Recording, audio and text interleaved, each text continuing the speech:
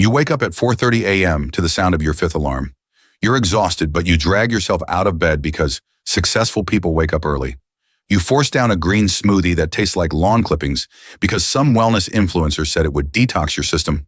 You journal 3 things you're grateful for, even though right now you're mostly grateful for the concept of sleep.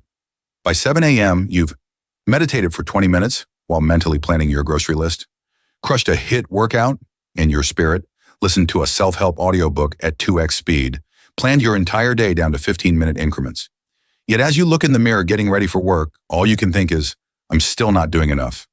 This is the dirty secret of the $10 billion self-improvement industry. It's designed to make you feel perpetually inadequate. The more you improve, the more you realize how far you have left to go.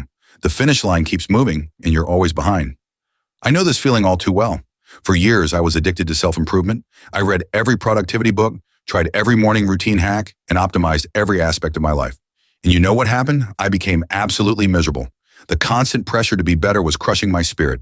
Today, we're going to expose the psychological tricks that keep you hooked on self-improvement, how hustle culture is literally making us sick, why comparison is destroying your mental health, the disturbing truth about the self-help industry, what to do instead to actually find happiness. This isn't another self-help lecture. This is an intervention. Because what if the thing you thought would save you is actually what's hurting you the most? Why self-improvement can't make you happy? Psychologists have a name for this phenomenon, the hedonic treadmill. And it's the human tendency to quickly return to a baseline level of happiness regardless of life changes. Whether you get a promotion, buy your dream car, or finally hit your goal weight, that initial high fades fast. A landmark 1978 study tracked lottery winners and paraplegics. Shockingly, after about a year, both groups returned to roughly their original happiness levels. This explains why. Losing 20 pounds feels amazing for about 2 weeks. Getting a raise is exciting until it becomes your new normal. Buying your dream house is thrilling until you notice all the maintenance it needs. The self-improvement industry thrives on this psychological quirk by constantly redefining what enough looks like. Consider how fitness standards have evolved. In the 1990s, get in shape meant being able to walk upstairs without getting winded. 2000s, it became about having a beach body. 2010, now you need visible abs and a thigh gap. Today, it's about having the right kind of abs. Apparently, there are types now. This pattern repeats in every area. Productivity, from get your work done to optimize every minute. Finance, from financial stability to fire by 30. Relationships, from find someone you love to manifest your twin flame. Brain scans show that when we achieve a goal, we get a quick dopamine hit, then immediately start looking for the next one. This evolutionary trait helped our ancestors survive. But in modern life, it creates chronic dissatisfaction, perpetual striving, inability to enjoy present moments. Dr. Robert Lustig, neuroscientist at UCSF, explains, we're wired to want, not to like. The dopamine system doesn't actually make us happy. It makes us seek happiness. The silent epidemic burning us out. Hustle culture has turned overwork into a virtue. Some alarming statistics. 55% of Americans don't use all their vacation days. 61% of workers check email outside work hours. Burnout rates have increased 33% since 2020.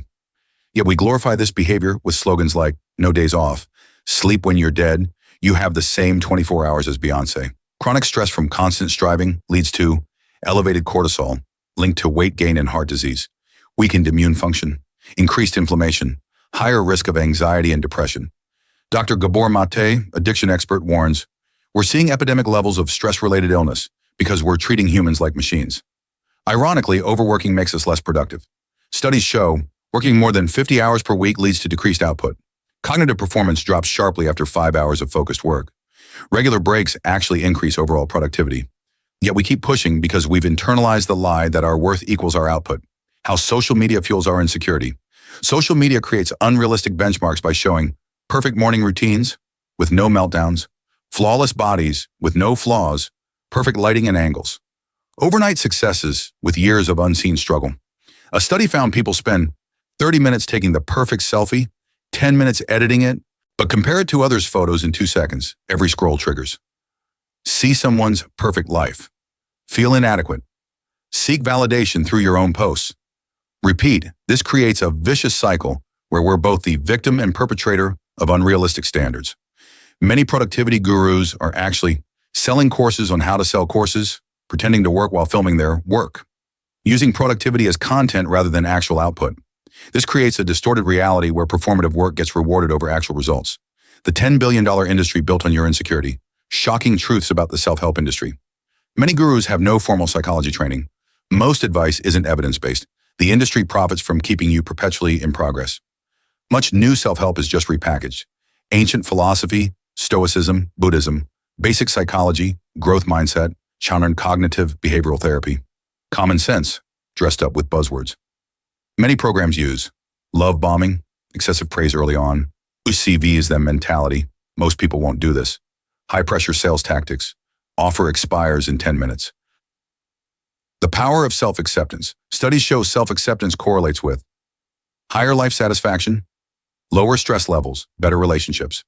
The 80-20 rule of improvement. Focus on the 20% of efforts that yield 80% of results, like consistent sleep over perfect diets, moderate exercise over extreme routines, focused work hours over marathon sessions.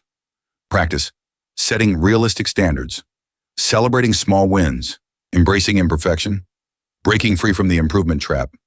Audit your inputs, unfollow accounts that make you feel inadequate.